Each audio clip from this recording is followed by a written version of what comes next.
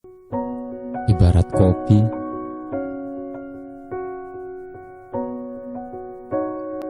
pahit, tapi bila dipadukan dengan manis, akan menghasilkan sesuatu kenikmatan.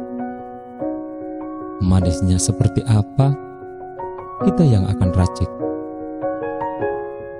Apakah panas, dingin, hangat? Kita yang menentukan.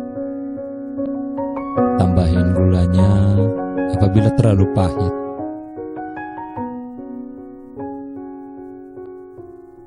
Kurangi kopinya bila terlalu pekat.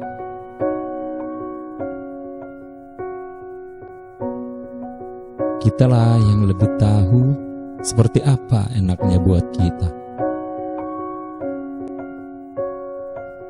Begitupun hidup, kita sendiri yang tentukan level kenikmatannya.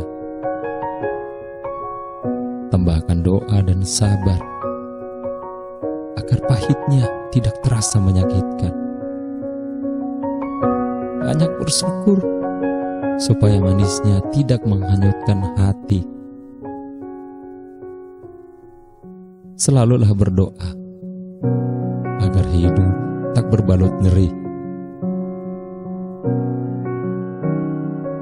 Dan yang harus kita ingat,